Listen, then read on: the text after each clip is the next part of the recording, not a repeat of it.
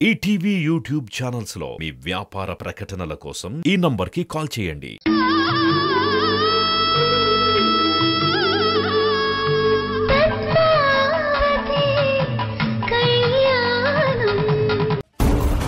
దించుతాను లీలా. తొందరలోనే దాని అహంకారాన్ని, ఈ ఇంట్లో దాని స్థానాన్ని దించుతాను.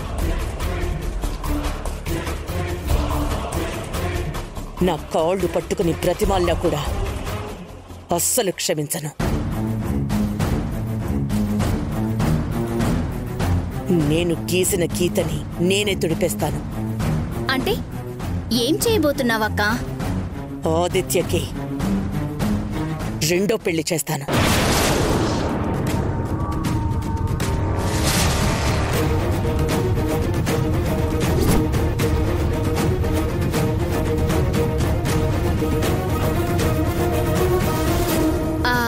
ఏంటక్క నువ్వు చెప్పేది? ఆదిత్యకి రెండో పెళ్లి చేస్తావా? ఏంటక్క నువ్వు మళ్ళీ దాని చేతిలో ఓడిపోవాలనుకుంటున్నావా? ఓడిపోవడమేంటి? మరి లేకపోతే ఏంటక్క? ఇప్పుడు నువ్వు భోజనానికి రాలేదనుకో, ఇందాక ఆ పద్మావతి అన్న మాటలకి బాధపడి ఈ ఇంట్లో వాళ్ళకి మొహం చూపించుకోలేకపోతుంది అనుకుంటుంది. అది నీకు ఓటమే కదా? నేను ఎవ్వరి ముందు ఓడిపోవాల్సిన అవసరం లేదు. నువ్వు వెళ్ళి భోజనానికి సిద్ధం చెయ్యి. నేను వస్తున్నాను. అలాగే అక్క.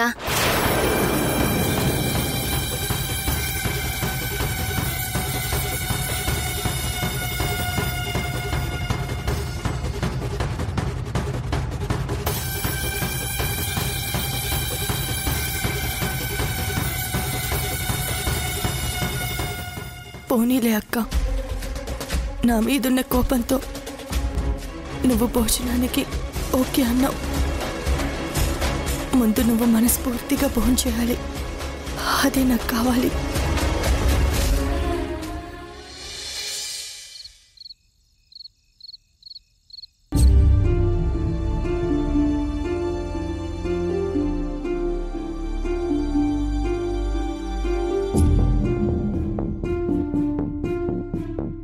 లీలా, నువ్వు కూడా కూర్చో.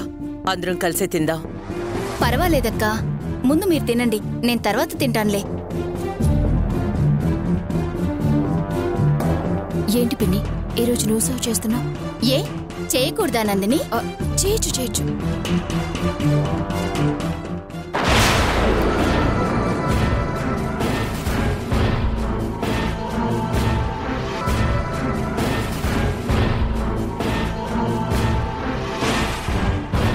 ఏంటి మహాలక్ష్మి గారు, నాకంత గౌరవం ఇవ్వాల్సిన పని లేదులేండి.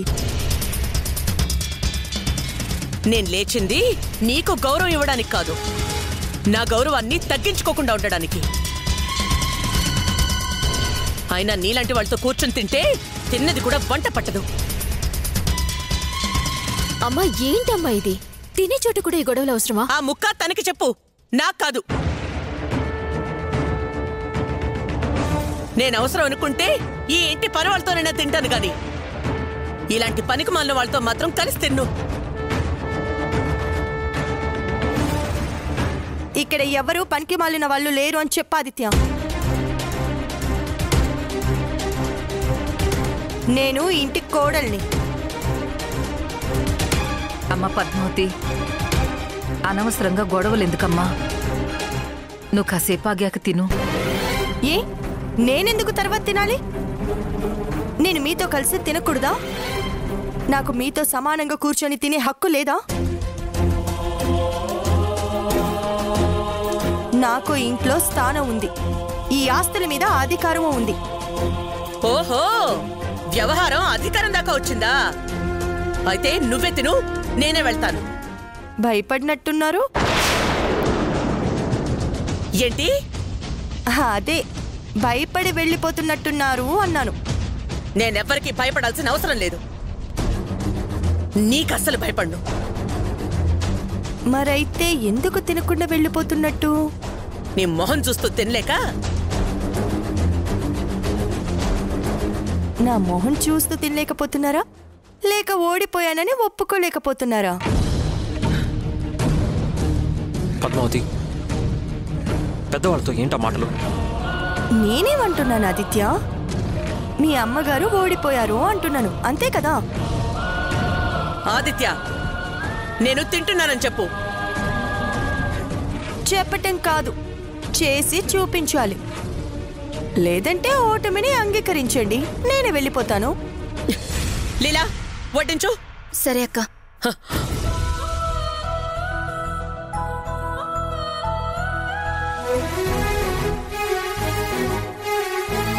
ఇదిగో ఇంకా ఏమైనా ఉంటే వెయ్యి.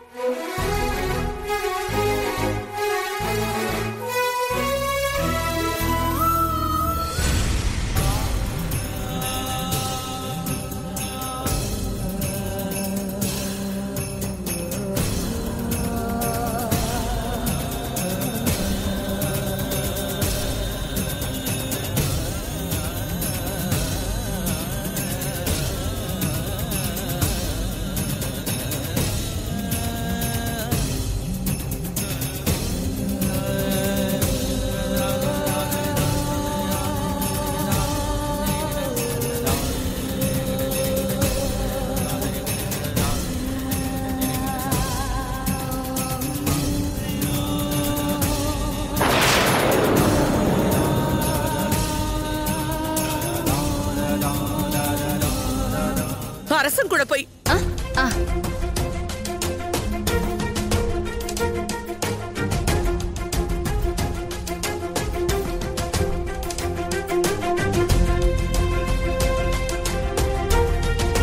ఇప్పటికైనా అర్థమైందా నేనేంటో? ఇంకెప్పుడు నేను తినేటప్పుడు నా కళ్ళ ముందుండుకో. వెళ్ళ. సర్లేండి, నేను తర్వాత తింటాను. నువ్వు తర్వాత కూడా తినడానికి వీల్లేదు. అదేంటి, ఎందుకు తినకూడదు? ఎందుకంటే నీకోసం ఇక్కడెవరూ వండి మార్చేవాళ్ళు లేరు కదా. అయితే నా వంట నేనే వండుకొని తింటాను.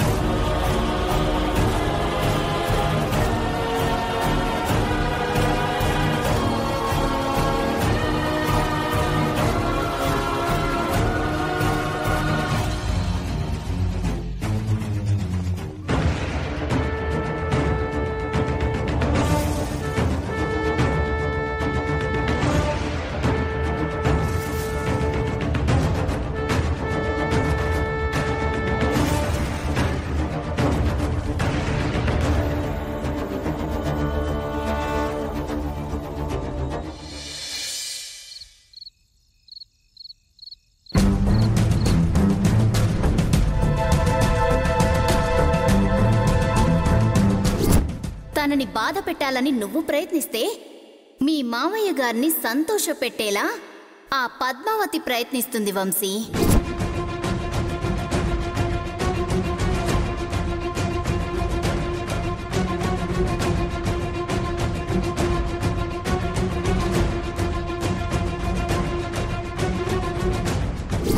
నువ్వు ఆ వైష్ణవి వాళ్ళకి 30 లక్షలు నష్టం వచ్చేలా ప్లాన్ చేస్తే ఆ పద్మావతి వాటిని నష్టపరిహారం కింద తిరిగి తీసుకొచ్చిచ్చింది.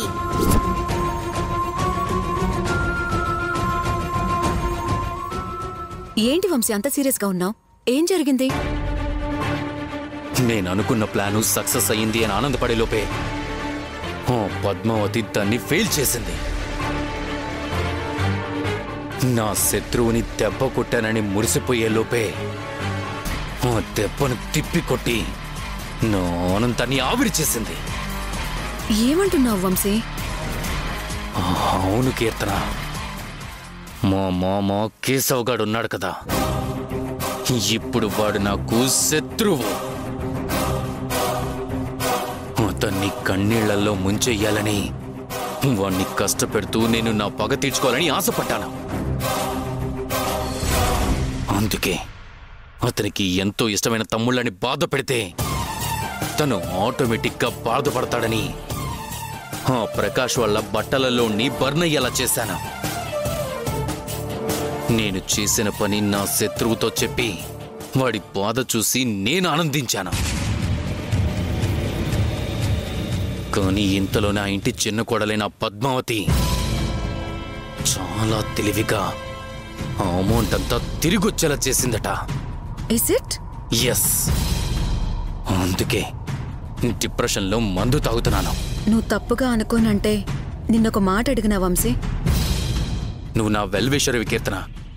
నిన్నెందుకు తప్పుగా అనుకుంటాను? అది తప్పైనా తప్పుగా అనుకోను. అడుగు. అసలు నీకు ఆ కేశవ్కి ఏంటి అంత రివాలిటీ? అదో పెద్ద కథ. నీకు ఓపిక ఉంది అంటే చెప్తాను, వింటావా? పర్లేదు చెప్పు. నాకు ప్రశాంత్ అని ఒక ఫ్రెండ్ ఉండేవాడు. వాడొక అమ్మాయిని చాలా ప్రేమించాడు.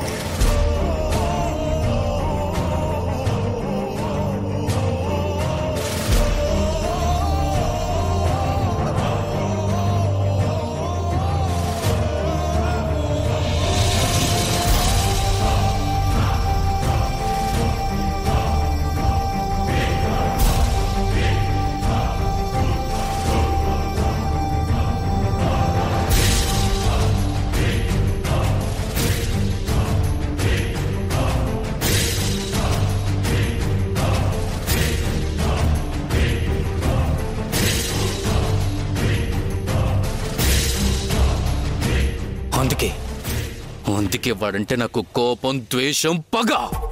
సొంత అల్లుణ్ణి పట్టుకొని అంత ఇన్సల్ట్ చేశాడా? నువ్వతన్ని శత్రువుగా ఫీల్ అవ్వడంలో అసలు తప్పే లేదు Vamshi. You are right. Thank you Keerthana, thank you. నన్ను మా అమ్మ అర్థం చేసుకోకపోయినా నువ్వు నన్ను అర్థం చేసుకున్నావు. Thank you.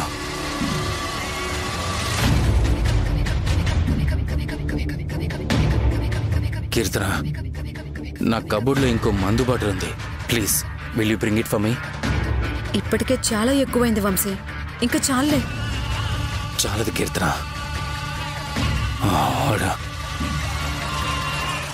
వాడి గురించి చెప్పి నా గుండె ఇంకా బరువెక్కింది.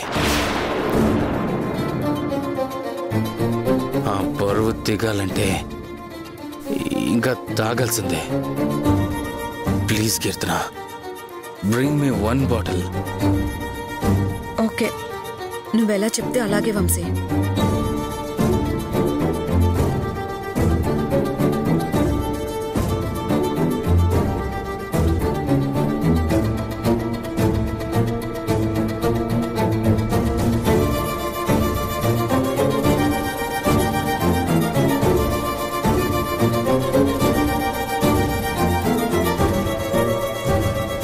Vamsi, take this.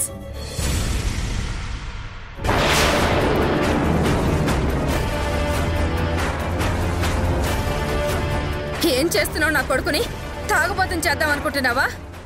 నేను వద్దన్నాను, వంశీనే తీసుకురమ్మన్నాడు. వాడు తీసుకురమ్మంటే తెచ్చేస్తావా? బుద్ధి లేకపోతే సరే. అమ్మా, తననేమనదు. ఆ బాటిల్ లేవు. తాగింది చాలు, పద భోజనం పెడతాను. వద్దు, నాకేం వద్దు. నీ చేత సర్వీస్ అస్సలు వద్దు. నువ్వు వాళ్ళ మనిషివి, నా శత్రువు మంచి కోరుకునే మనిషివి. I hate you, I hate you. Vamsi, రే పద భోజనం పెడతాను. అక్కర్లేదు, నువ్వేం దిగబెట్టాల్సిన పని లేదు. నాకు కీర్తన ఉంది, తనే దిగబెడుతుంది. కీర్తన, నన్ను రూముకి తీసుకెళ్ళు. అలాగే.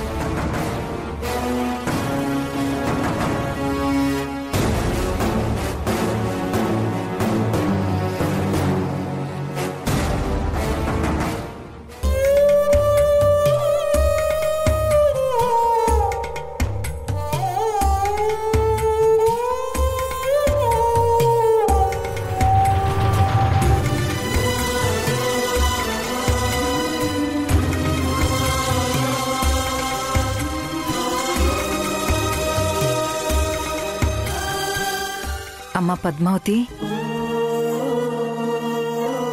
అక్క అలా మాట్లాడినందుకు బాధపడుతున్నావా? అన్నది అక్కే కదా, ఇంకా బాధ ఎందుకుంటుంది? ఒక రకంగా చెప్పాలంటే చాలా సంతోషంగా ఉంది. ఏంటి అన్నేసి మాటలంటూ తిట్టి అవమానిస్తే ఆనందంగా ఉందా? మీరందరూ అక్క నన్ను తిట్టింది మాత్రమే చూశారు, కానీ ఈరోజు నా కారణంగా అక్క కడుపు నిండా భోంచేసింది. మీరు అది గమనించలేదు.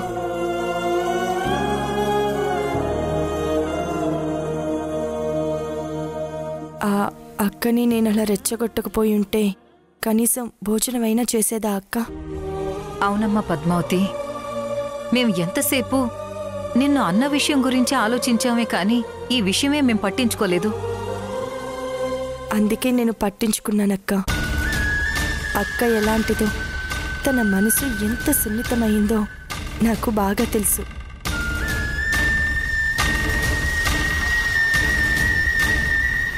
అక్కకి ఇంట్లో అందరికంటే నేనే ఎక్కువ ఇష్టమని కూడా తెలుసు.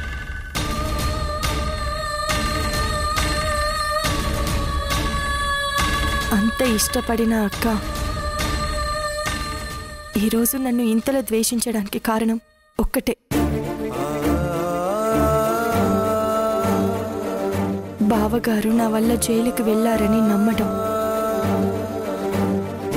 అక్క నన్ను మళ్ళీ ఇదివరకటిలా చూడాలన్నా, నా మీద ఉన్న కోపం పూర్తిగా పోవాలన్నా కేశవ్ బావగారు బయటికి రావాలి. ఆయన బయటకొచ్చి అసలు నిందితుడు లోపలికెళ్తే అప్పుడే నిజం బయటకొస్తుంది. అక్క నా తప్పేం లేదని తెలుసుకుంటుంది. నువ్వు చాలా గ్రేట్ పద్మావతి. ఇంత బాధలో కూడా అమ్మ గురించి, మన కుటుంబం గురించి ఆలోచిస్తున్నావు. నీ ప్లేస్లో వేరే ఇంకెవరైనా ఉండుంటే అసలు ఇవన్నీ నాకెందుకు అని వెళ్ళిపోయి ఉండేవారు. కానీ నువ్వు అలా అనుకోకుండా బాధని భరిస్తూ, అవమానాల్ని సహిస్తూ ఈ కుటుంబ సమస్యని తీర్చాలని చూస్తున్నావు.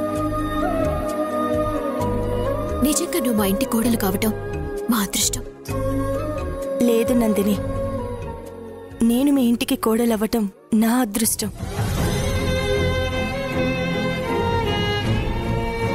అనాథ అంటే ఆమడ దూరంలో ఉండే మనుషులున్న ఈ రోజుల్లో ఇంత పెద్ద ఉమ్మడి కుటుంబంలోకి కోడలుగా రావటానికి అంగీకరించారు. నాలాంటి వాళ్ళకి ఇంతకంటే అదృష్టం ఇంకేం ఉంటుంది చెప్పు? పద్మావతి, అసలు ఆ శిక్ష బావగారికి ఎలా పడింది? ఏదో లెటర్ వచ్చింది అని చెప్పావు, దాని గురించి నీకు తెలియదని కూడా చెప్పావు. నీకు తెలియకుండా నీ సంతకంతో ఎవరు పంపిస్తారమ్మా?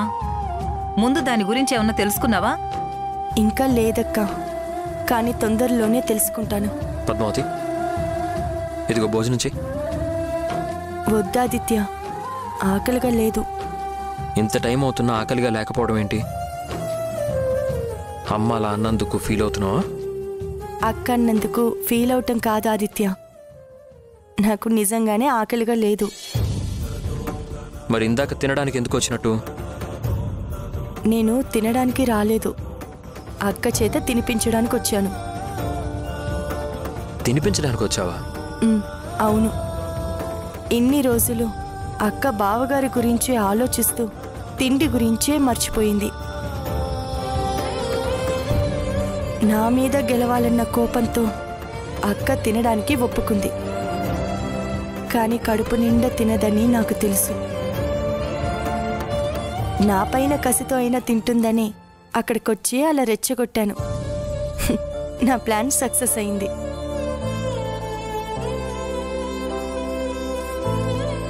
ఇక నుంచి అక్క ఫోకస్ అంతా బావగారి గురించి ఆలోచించకుండా నన్ను బయటికి ఎలా పంపించాలా అని ఆలోచిస్తుంది.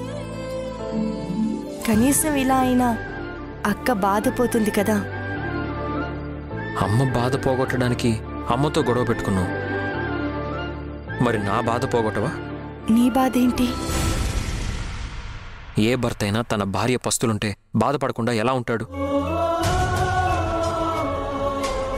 అందుకే నీకు ఆకలున్నా లేకపోయినా ఇది తింటేనే నా బాధ పోతుంది. తిను. పాపం ఆదిత్య అంతలా బతిమాలుతున్నాడు కదమ్మా. నీకోసం కాకపోయినా కనీసం తన కోసమైనా కొంచెం తినమ్మా పద్మావతి. అవును పద్మావతి, తిను. నేను అన్నం తిననంటేనే ఇంత ఫీల్ అవుతున్నారు. రేపు నేను శాశ్వతంగా మీతో ఉండను అని తెలిస్తే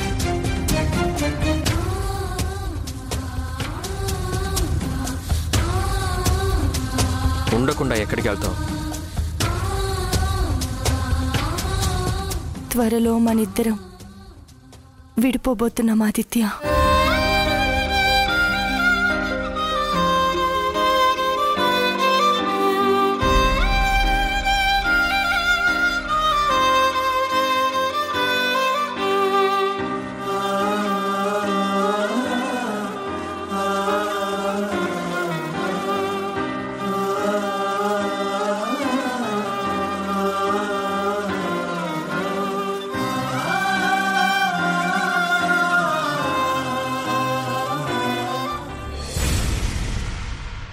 ఇల్లు కాలిపోతే ఇంట్లో మనుషులు బతుకుంటారా?